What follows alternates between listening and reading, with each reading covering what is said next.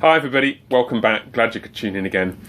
Today I want to speak particularly to the men in the congregation. I want to set before you an aspiration which, if we are able together to meet, will dramatically and substantially and positively transform our ability as a church to nurture our members, to reach out to those beyond our walls, and to have a positive impact on the wider world around us. If this one feature of our church life were in place here, and indeed at every church, our church would be completely transformed. What I have in mind is this.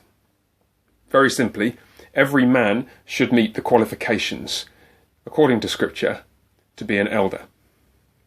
Doesn't mean that every man should be an elder, but that every man should meet the scriptural qualifications for it.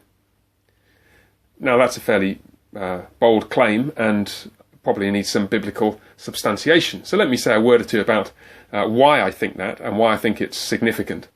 The issue actually arose initially in connection with a conversation about 1 Peter chapter 5 towards the end of our Bible studies in 1 Peter, where one or two folks noticed that Peter's exhortation to the elders, quote unquote, in verse 1 of chapter 5 is contrasted with an exhortation to, quote, those who are younger in verse 5 of chapter 5.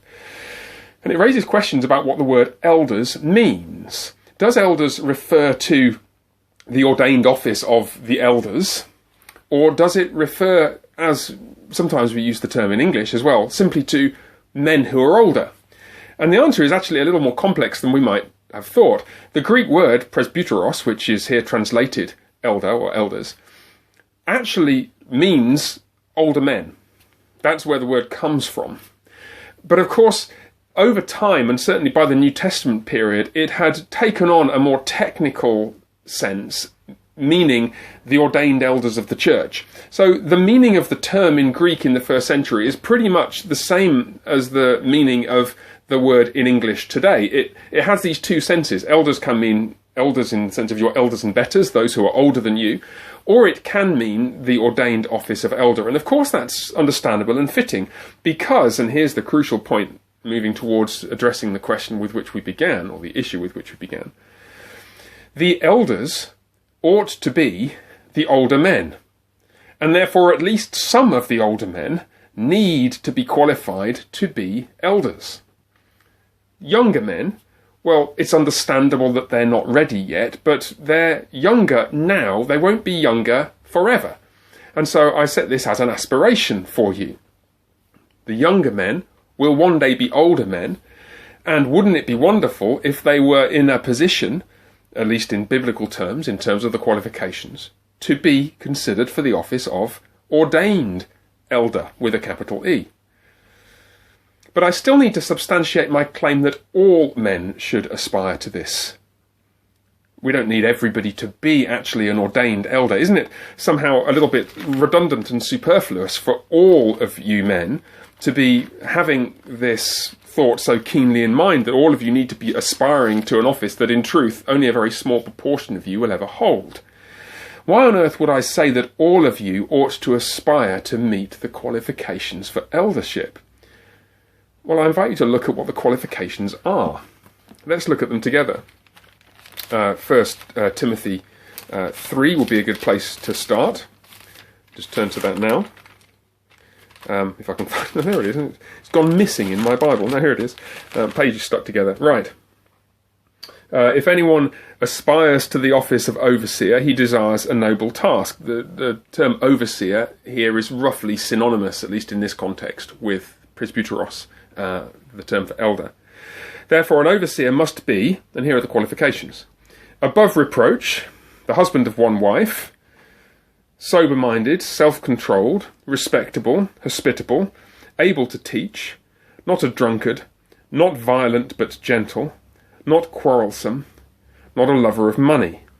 He must manage his own household well, with all dignity keeping his children submissive, for if someone does not know how to manage his own household, how will he care for God's church? He must not be a recent convert, or he may become puffed up with conceit and fall into the condemnation of the devil. Moreover, he must be well thought of by outsiders, so that he may not fall into disgrace, into a snare of the devil. It's worth thinking about that, isn't it? Are there any of those qualifications, gentlemen, that you think you don't really want to aspire to? Well, of course there aren't. I mean, there may be some that you can't aspire to yet. Recent convert, for example. But surely, are there really any things here that you think you wouldn't really want to be like that? My fear is that the fact that we don't need everybody to be an elder could easily lead us to lower our expectations of ourselves. Somebody else will do the job. Well, that would be a fairly foolish approach to take, wouldn't it? When the qualifications themselves are so clearly broad-ranging, and you can just imagine what a church would be like if it had men littered throughout the congregation of such godliness and maturity and integrity as this. It's worth looking briefly at the list in Titus chapter 2, Titus chapter 1, not least because that contains a bit of nuance on one of the points, able to teach, which is worth thinking about. Able to teach as a qualification for eldership does not mean having the gift of preaching per se. It's not necessary that every elder should be able to preach, although of course it's wonderful if they can. What's necessary is something slightly more subtle. Titus chapter 1. Paul reminds Titus that he left him on Crete to appoint elders in every town. And we know what Crete was like. Crete is a place where you're going to have to look hard for men who are qualified like this. Verse 6. Above reproach, the husband of one wife, his children are believers and not open to the charge of debauchery or insubordination. He must be above reproach. He must not be arrogant or quick-tempered or a drunkard or violent or greedy for gain, but hospitable, a lover of good, self-controlled, upright, holy, and disciplined. And here's the point at which we see the nuance on the teaching qualification. He must hold firm to the trustworthy word as taught, so that he may be able to give instruction in sound doctrine and also to rebuke those who contradict it. That's what's meant by the general teaching qualification, or able to teach qualification for an elder. It's not that you should be able to do the pulpiteering thing, which is most commonly done, of course, by ordained ministers of the gospel. The gift of preaching is distinct from this. This is the ability to so understand the faith that you're able to articulate it in other contexts, to give instruction in sound doctrine and rebuke those who contradict it. So able to keep the church on the narrow path of the truth because you understand the truth well enough to tell when the church is straying or when perhaps an individual within the church has got some funny ideas. The kind of guy that you want to have on the front porch when the conversation is getting a little bit, let's just say, into the darker depths of biblical teaching. You want to have the kind of guy on the front porch who's going to know when we've strayed way outside the bounds of biblical faith into something a little more sketchy. We're not talking about a man, therefore, who can preach, but a man who has that kind of understanding and integrity. And I want to put to you, which of these qualifications don't you want to aspire to? Wouldn't it be wonderful? Wouldn't it be wonderful if every church up and down the land was filled with men qualified in these terms for the office of capital E, elder? The way I've sometimes put it is that it's not the case that every man ought to be ordained as an elder, obviously. But wouldn't it be wonderful if every man were what I would call a catch-the-mic man? Catch-the-mic man. If something happened whereby all the usual suspects who you see at the front of church, Pastor Neil, Mr. Capone, Mr. Douglas, myself and others, if all the usual suspects you see there were suddenly not available and we threw the mic to you, would you be able to lead a discussion in the men's breakfast meeting in such a way that it stayed roughly on topic, in such a way that it was edifying and instructive? You could head off some silly false trails. You could handle any curveballs that came your way.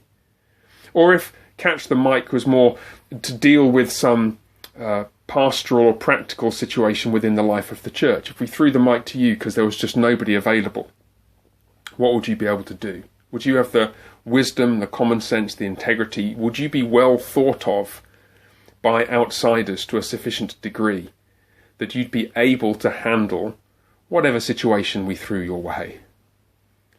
And so I encourage you all to aspire to the qualifications that would make you fit for those tasks, because if you are, and if All Saints is filled with men who are, then we really will be in a position, by God's grace, to have an impact on the world around us and to look after those within our walls. The Lord bless you, gentlemen, and I hope very much to see you soon. Bye for now.